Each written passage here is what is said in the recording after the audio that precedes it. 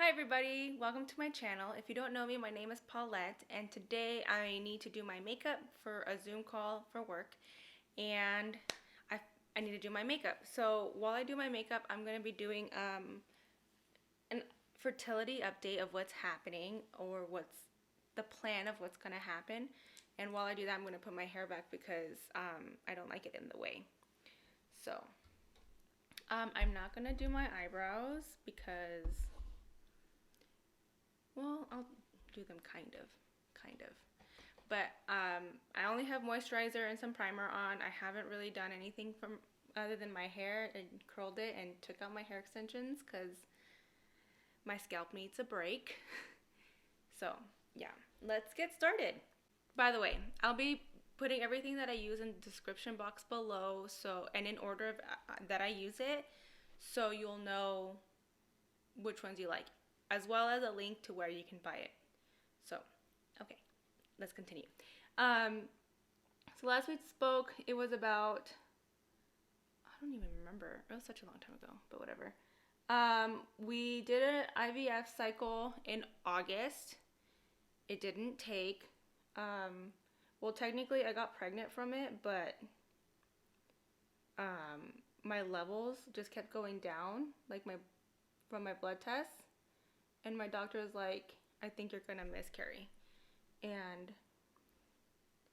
this is the first time me trying this eyebrow stuff today, and I don't think it's a good idea.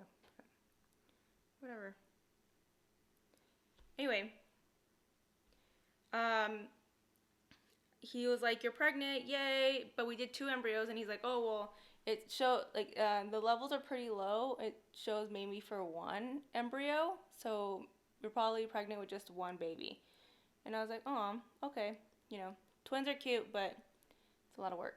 So I was like, whatever, as long as, you know, ends up in a baby. And he's like, okay, well, we need you to do another test again on Monday, because I took a test on a Friday. And he's like, do it again on Monday. And I was like, okay. Well, when I tested again on Monday and he called me, he's like, so there's a problem. You were pregnant, and, well, you are pregnant, but your levels went from 30 to 16. And that's worrisome, and I think you're just gonna miscarry. And I was like, fudge, this sucks. I'm upset. Like, crap. Like, this means we only have 3 embryos left. Like, what am I gonna do? So my brain went to immediately to adoption, because I was like, if it doesn't work one more time, then we're gonna adopt, right? And I was like, okay. And he's like, well, let's double check with the blood tests. This is what all I was thinking while he was talking to me. But when as he went on, he was like, let's just do another blood test tomorrow, which was Tuesday, and see if my levels went back up or if they continue to go down, and we'll find out for sure, like, what is the plan, you know? So I did that. I went to go get my blood test, and then like with all of these blood tests, I do test at home. Like, I do take a pregnancy test at home.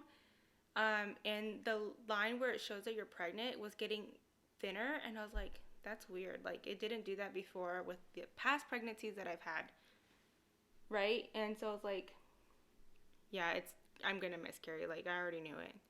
And so when my doctor called me, he was like, yeah, your levels went from 16 to 9, and he was like, you're, like, it's not a viable pregnancy. You're just gonna end up miscarrying. Which sucked.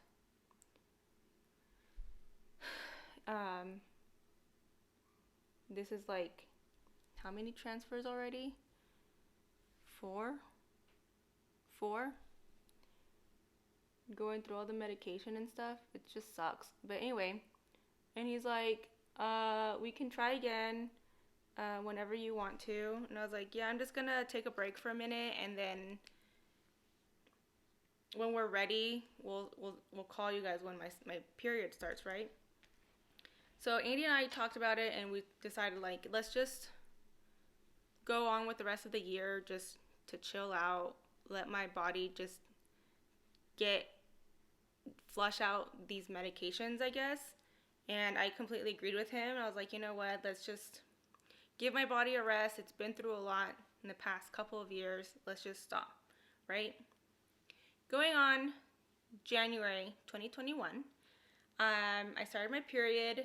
I'll put a little calendar here. It's gonna be really, like, informative. Like, it's gonna be all up in it, okay?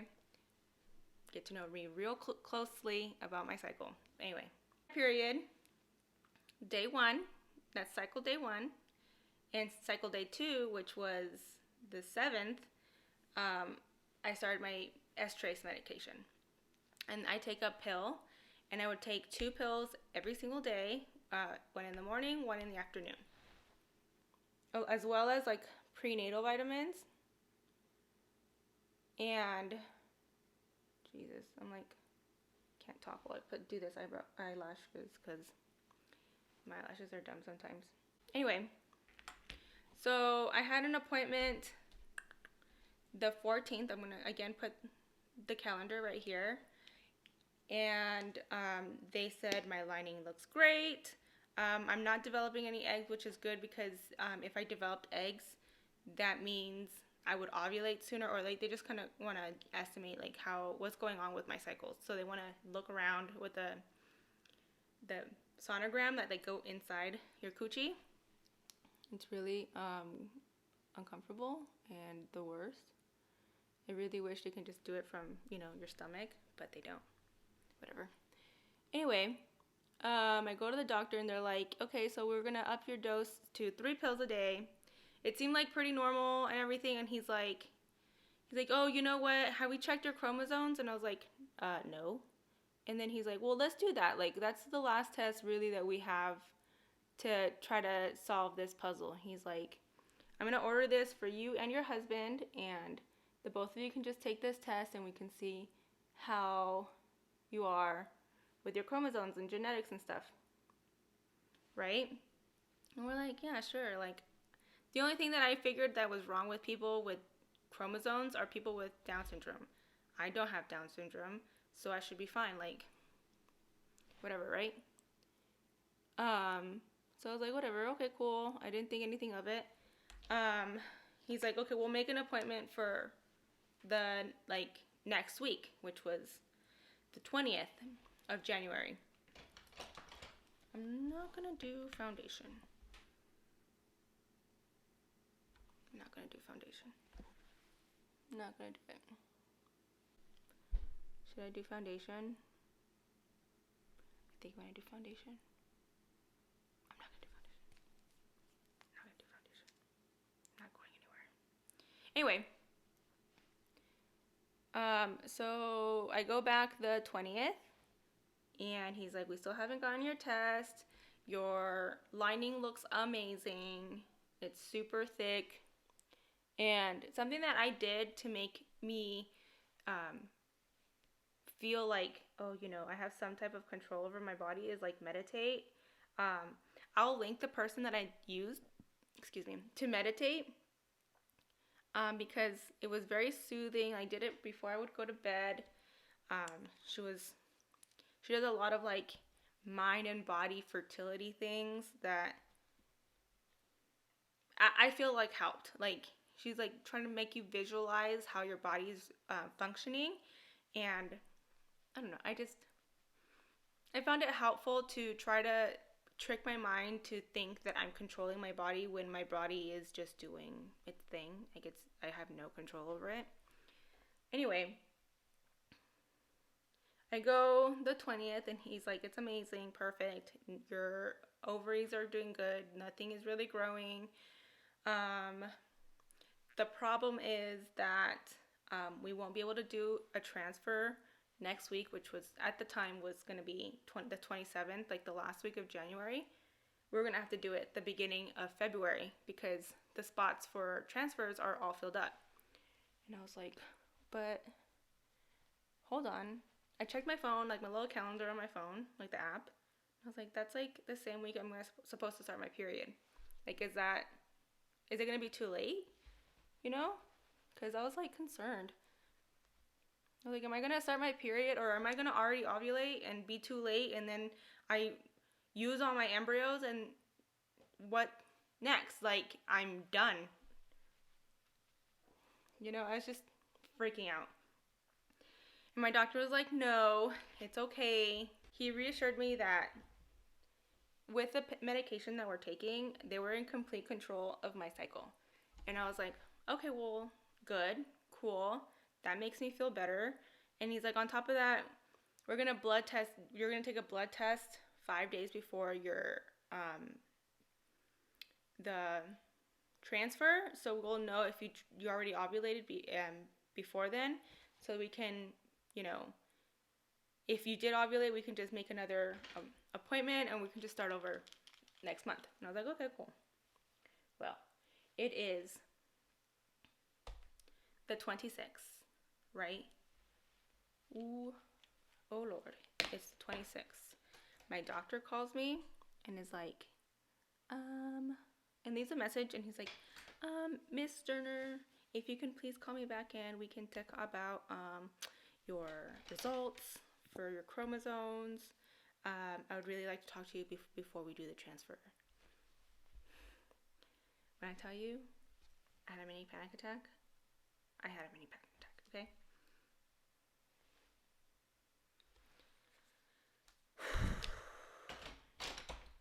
He was just kind of like,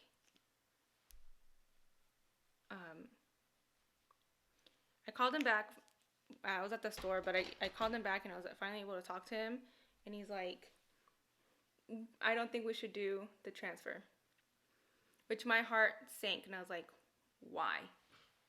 And he's like, you have a rare condition with your chromosomes where you only have 45 instead of 46. So a normal person has 46 chromosomes because you get 23 from your mom, 23 from the dad, and voila, a normal person with 46 chromosomes. I unfortunately only had 45, but the reason why I don't have Down syndrome is because 2 of my chromosomes were stuck together, the 13th and the 14th. I don't remember, something like that. And he's like, it's called Robertsonian translocation. I'll put a slide here so you guys can know more of a definition, because I googled it.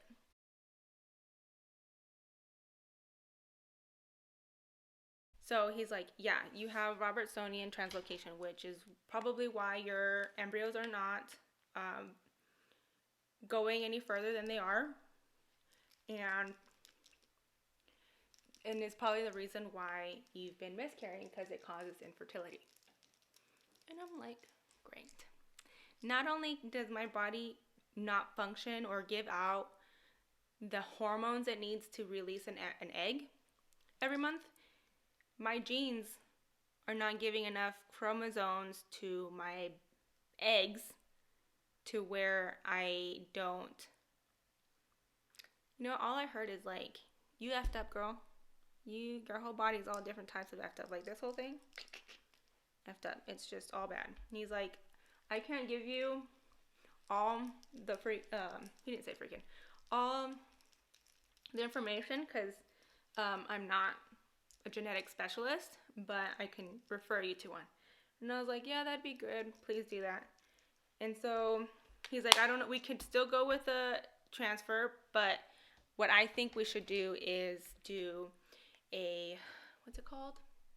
Another IVF cycle and test out your embryos, because with the price to test your embryos that you have now, it'd be the same amount of price as testing 8. So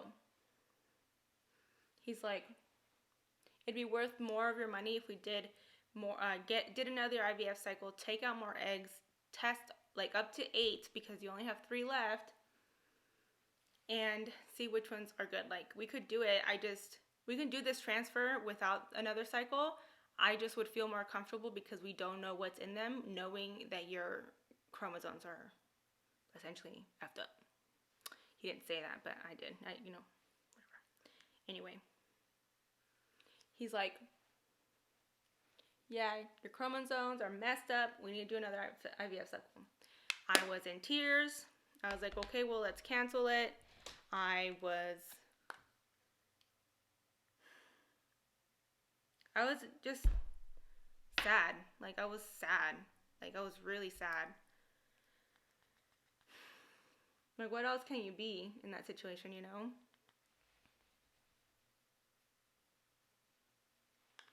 Other than sad, like, your genes are messed up.